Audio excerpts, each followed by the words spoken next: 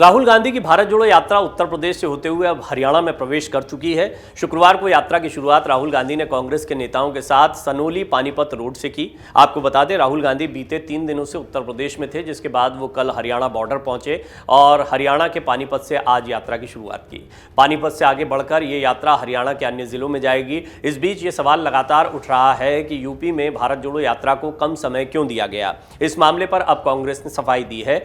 कांग्रेस के दिग्गज नेता और पूर्व केंद्रीय मंत्री जयराम रमेश ने पत्रकारों से बात करते हुए उत्तर प्रदेश में यात्रा के कम समय को लेकर सफाई दी। उन्होंने कहा कि रूट के हिसाब से यूपी को कम समय देने की विवशता रही। यह सवाल उठाया जा रहा है कि यात्रा में उत्तर प्रदेश के महज 3 जिले ही शामिल क्यों किए गए हैं, उन्हें भी कम समय दिया गया। यात्रा शुरू करने से पहले रूट और सुरक्षा संबंधी अन्य बिंदुओं पर गहनता से विचार करने के बाद ये 3 जिले चुने गए। यात्रा दक्षिण से उत्तर की ओर निकाली जा रही है, ऐसे में यही 3 जिले रूट में पड़े।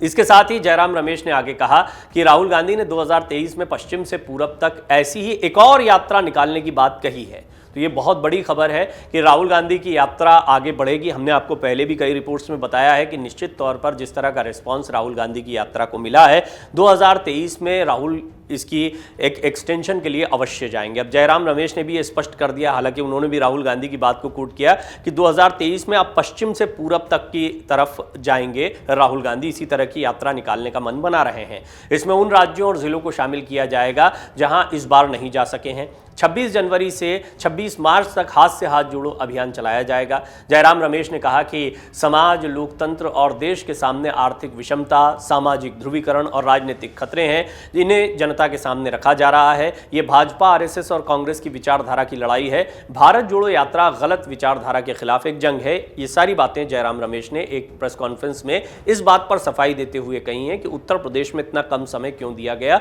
और आगे उत्तर प्रदेश और अन्य उन राज्यों के बारे में जहां पर यात्रा नहीं निकली है क्या विचार है। उन्होंने आगे कहा कि कांग्रेस ने पहली बार विचारधाराओं का भेदभाव पहचाना है।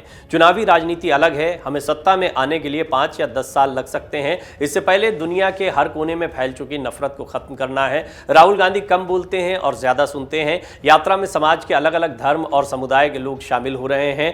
कांग्रेस नेता ने कहा कि जनता की चिंता समझने के लिए पदयात्रा निकाली गई है। ये चुनाव जीतने की यात्रा नहीं है। इस यात्रा से कांग्रेस कार्यकर्ताओं में एक जोश भर रहा है। मोदी सरकार से लोकतंत्र और समाज को खतरा है, ये यात्रा के दौरान बताया जा रहा है। ये सारी बातें जयराम रमेश ने कही।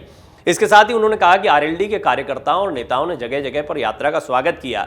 समाजवादी और बहुजन समाज पार्टी के नेताओं ने पत्र के माध्यम से यात्रा का स्वागत किया। भारत जोड़ो यात्रा को उत्तर प्रदेश में ठंड से ज्यादा खतरा यहां की सड़कों से है। सड़कों की हालत बेहद खराब है। कैराना पलायन पर जयराम रमेश ने जवाब दिया। यहां पर प्रेस वार्ता के दौरान कांग्रेस नेताओं से पूछा गया कि 6 साल पहले कैराना से भाजपा नेताओं ने पलायन का मुद्दा उठाया था, जिसके बाद कैराना के ऊंचा गांव में मुख्यमंत्री योगी आदित्यनाथ ने ऊंचा गांव में पीएसी कैंप की स्थापना की घोषणा की थी। क्या भाजपा ने यह अच्छा काम किया? जिस पर कांग्रेस नेता डॉली शर्मा ने जवाब देते हुए कहा कि उस समय भाजपा अपनी सीट हारी थी। जनता का जवाब स्पष्ट है, भाजपा का झूठ यहां की जनता को गुमराह नहीं कर सका। गुरुवार को हरियाणा में राहुल गांधी की भारत जोड़ो यात्रा दोबारा प्रवेश कर चुकी है।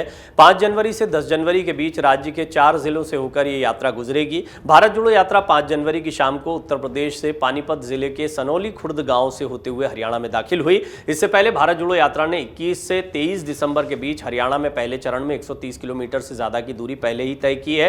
यह यात्रा नूंह, गुरुग्राम और फरीदाबाद जिलों से होकर गुजरी थी। हरियाणा के बाद भारत जोड़ो यात्रा का पंजाब में प्रवेश होना है। पंजाब में भी राहुल की सुरक्षा एक बहुत बड़ा मुद्दा रहने वाला है। बहरहाल इस सब के बीच में बड़ा सवाल यही खड़ा हो रहा था कि उत्तर प्रदेश आगामी लोकसभा चुनाव के लिहाज से भी एक महत्वपूर्ण राज्य माना जा रहा है।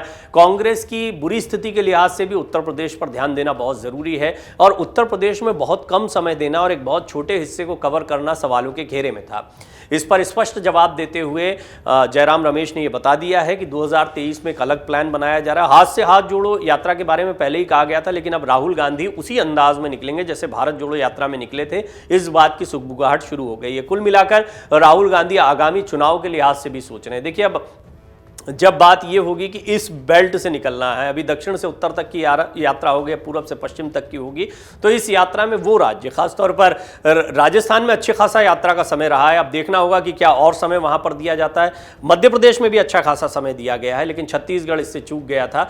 तो हो सकता है कि चुनावी राज्यों को ध्यान में रखते हुए 2023 के अंत में जो चुनाव होने, उसके लिहाज से अब एक नई रणनीति बनाई जाए और इन यात्रों में इन राज्यों में एक बार फिर यात्रा को निकालते हुए कार्यकर्ताओं को मोटिवेट करने की, एक्टिवेट करने की कोशिश राहुल गांधी करते दिखाई दें। डाउनलोड करें अमर उजाला ऐप और पाएं खबरें लगातार।